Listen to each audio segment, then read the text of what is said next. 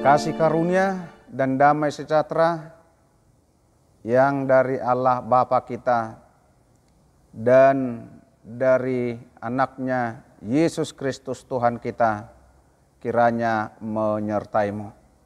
Amin. Sahabat rohani yang terkasih, renungan kita pada hari ini tertulis di dalam Kejadian pasal 22 ayat yang ke-14, demikian bunyi firman Tuhan. Dan Abraham menamai tempat itu Tuhan menyediakan. Sebab itu sampai sekarang dikatakan orang, di atas gunung Tuhan akan sediakan. Demikian bunyi firman Tuhan. Sahabat rohani, Saroha yang terkasih, apa yang Anda lakukan ketika seseorang, mungkin orang-orang yang sangat dekat dengan saudara, pimpinan saudara, atau orang yang paling tinggi jabatan daripada saudara, berkata, sebagai tanda setiamu, sebagai tanda loyalitasmu padaku, serahkan segala milikmu yang paling berharga. Apa yang akan saudara lakukan? Apa yang akan kita lakukan? Tentu kita akan menolak untuk memberikan jika yang diminta untuk kita serahkan, kita berikan itu adalah harta kita yang paling berharga. Tidak peduli siapapun yang meminta itu, jika telah terkait dengan milik yang paling berharga dan milik satu-satunya, kita pasti mempertahankannya dengan segala cara. Saudaraku, tidak demikian dengan Abraham.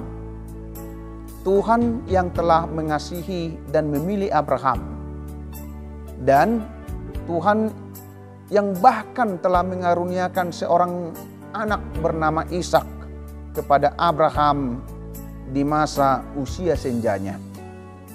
Anak yang dinanti-nantikan begitu lama, lalu tiba-tiba Tuhan memintanya untuk dijadikan korban persembahan di Gunung Moria.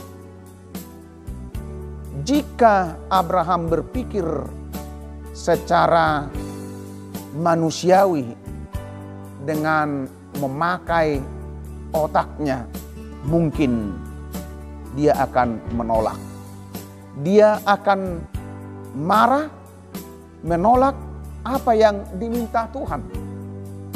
Bisa saja dia akan berkata kepada Tuhan, apa-apaan kamu ini Tuhan? Kamu yang menjanjikan, kau yang memberikan, tetapi kamu pula yang meminta anakku untuk dijadikan korban persembahan. Tega amat engkau. Mungkin itu yang dikatakannya. Bagaimana mungkin aku menyerahkan anakku, darah dagingku sendiri, untuk dijadikan korban? Bagaimana mungkin dengan tanganku sendiri aku menumpahkan darah anakku untuk dibunuh? Dan anak itu adalah anakku satu-satunya. Bukankah engkau menjanjikan bahwa Ishak akan menjadi penerus Abraham? Lalu mengapa kau memberi perintah untuk membunuhnya dan menjadikan kurban persembahan? Bukankah jika aku menuruti perintahmu, maka aku tidak akan ada keturunan lagi dan tidak akan ada generasi penerus masa depanku? Ya Tuhan, Kau yang memulai, Kau pula yang mengakhiri. Kau yang berjanji, Kau pula yang ingkar janji. Barangkali jika Abraham mengandalkan emosi manusiawinya, dia akan berkata demikian. Sahabat rohani yang terkasih, Abraham memang tidak memahami maksud Tuhan dengan alam pikirannya. Karena kehendak dan rencana Allah itu tidak dapat dipahami dengan alam, pikiran, dan otak manusiawi. Abraham memahami perintah Allah itu sebagai suatu ujian iman, di mana Allah meminta dia untuk mempertaruhkan miliknya yang paling berharga. Bagi Abraham, milik paling berharga bukanlah anaknya Ishak, walaupun itu hanya adalah anaknya satu-satunya atau anak tunggalnya. Tetapi bagi Abraham, harta milik yang paling berharga adalah ketaatan kepada Allah. Segala sesuatu jika diperhadapkan dengan ketaatan terhadap Allah, bagi Abraham semuanya itu akan dikorbankan.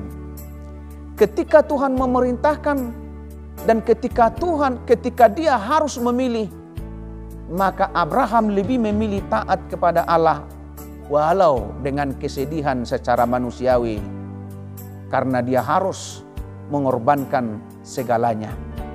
Memang Tuhan itu adalah Tuhan yang penguji. Ujian yang dia berikan adalah untuk melihat kedalaman iman dan kesetiaan umatnya kepada Tuhan. Tetapi pada akhirnya Tuhan itu adalah Tuhan yang maha penyelenggara.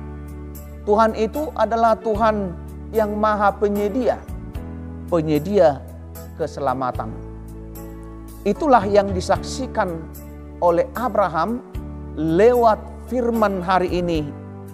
Dalam pernyataan imannya, dia berkata, Yehova Jireh, atau Tuhan yang menyediakan. Sahabat rohani, saroha yang terkasih, sangat sering Tuhan menguji orang-orang yang dikasihinya. Dalam pengujiannya, Allah seolah-olah membiarkan kita kehilangan pengharapan. Tetapi sesungguhnya Allah sedang melihat kedalaman iman dan kesetiaan kita kepadanya. Dia sedang menguji kita, apakah harta milik kita yang paling berharga adalah apa yang kita miliki saat ini. Rumah, jabatan, pekerjaan, keluarga, dan harta kekayaan atau benda-benda berharga lainnya. Atau apakah harta yang paling berharga bagi kita adalah ketaatan pada perintah Allah? Lewat ujian itu, Tuhan sedang menguji kemurnian iman kita. Tetapi itu akhirnya adalah untuk keselamatan kita, untuk level yang lebih tinggi daripada kehidupan beriman kita di tengah-tengah dunia ini. 1 Petrus 1 ayat 6 sampai ayat yang ke-7,